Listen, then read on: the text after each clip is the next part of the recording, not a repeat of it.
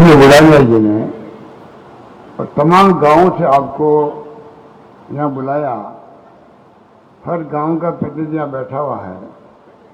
मैं समझता हूँ कि ऐसी मीटिंग करने का एक अलग मैसेज होता है। और कोई नेता आते हैं दूर दूर से, बार बार जाना होता नहीं है, अपनी बात कह देता है वो, तो कम से कम एक संदेश लेके जाते हैं आप लोग, और संदेश के माध्यम से गांव का गरीब तक बात पहुंचती है कि वास्तव में मीटिंग में गए थे तो वहाँ क्यों गए थे, महंगाई राहत सीवरेज का क्या फायदा है, प्रशासन गांव के संग अभियान चल रहा है, उसमें किस प्रकार से हम लोग लाभान्वित हुए हैं। तो मुझे अच्छा लगा रे बुढ़ानिया जी ने कहा कि ये हर गांव के लोग आए हैं और पूरा मेला लगा हुआ है यहाँ पर। सब बातें आपको मेरे पूर्व वक्ताओं ने कही।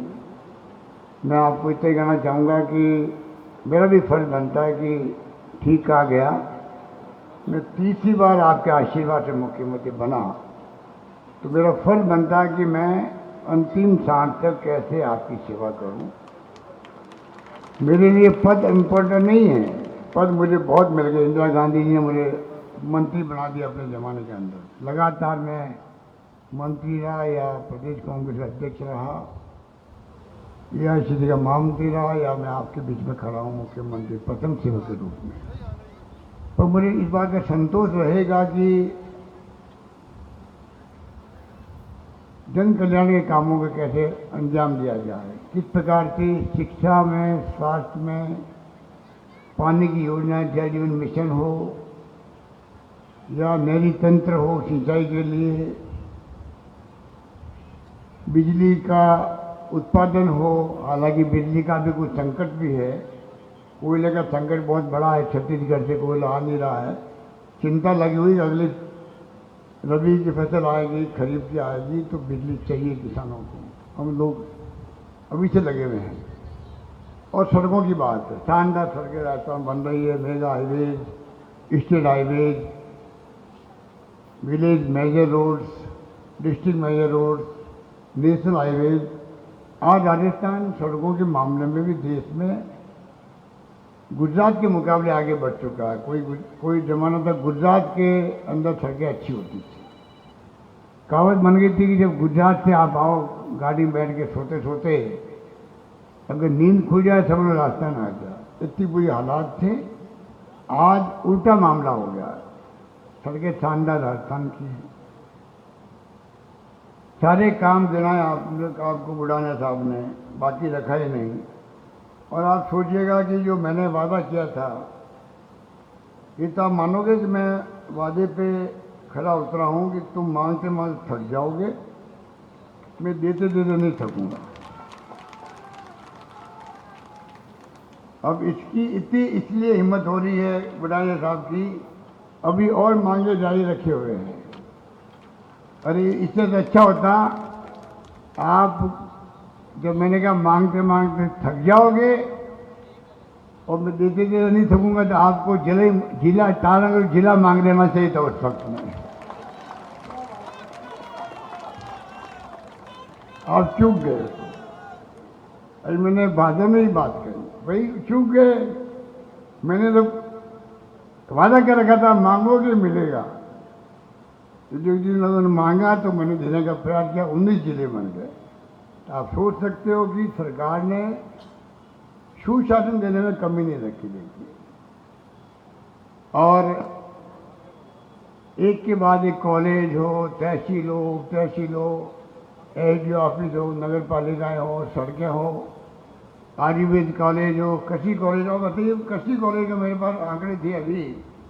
आपको आश्चर्य होगा कि पिछले साल में खुले 250 कॉलेज राजस्थान के अंदर, और मैंने 5 साल में खोल दिए 303 कॉलेज खोल दिए। 303 कॉलेज खोल दिए राजस्थान में।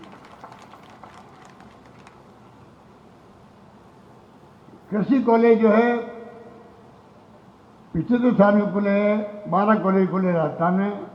मैंने इन 5 साल में 42 कृषि कॉलेज खोल दिए। 42 कृषि कॉलेज। बताइए आप, अगर आंकड़े देखें अपन पूरे 5 साल के, पिछले 5 साल में, आपको आश्चर्य होगा। एक आधी बार मैंने पढ़े भी थे असेंबली के अंदर। इसलिए मैं कहना चाहूँगा कि चौमुखी विकास जिसको कहते हैं, वो विकास राजस्थान में हो रहा है, हुआ है।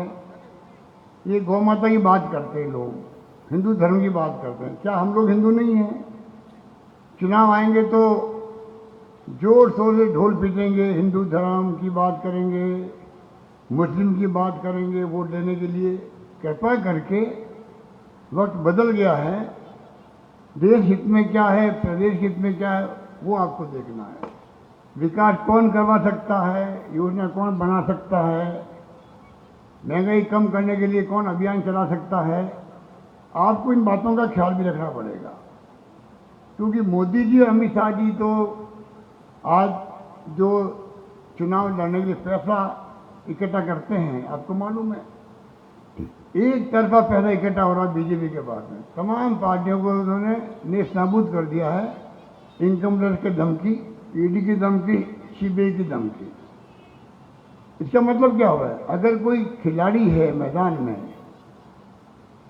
दोनों टीमें जो है, अगर दोनों के साथ में इक्वल मैदान नहीं होगा सुविधा वाला, तो आप कैसे कह सकते हो कि ये टीम जीत गई है? मैदान तो इक्वल होना चाहिए दोनों खिलाड़ियों का।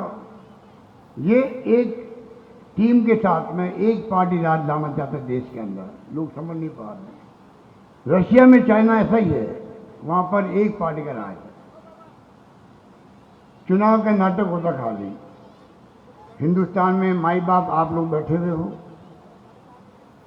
ये गांधी की देन है, पंडित नेहरू की देन है, सरदार पटेल की देन है, मौलाना आज़ाद की देन है, अंबेडकर की देन है। मान सम्मान होता है गरीब से गरीब आदमी का। हम लोग कितने बड़े बन जाओ, प्राइम मिनिस्टर बन जाओ, मुख्यमंत्री बनो, मंत्री बनो, विधायक बनो, या आप भले ही सरपंच बनो, बुजुर्गों के पाँव के हाथ लगाने पड़ते हैं, आशीर्वाद मांगना पड़ता है, झुक के प्रणाम करना पड़ता है। ये मान सम्मान मिलता है गरीब आदमी को, ये उसको खत्म करना चाहते हैं, ये आपको समझना पड़ेगा। इसलिए मैं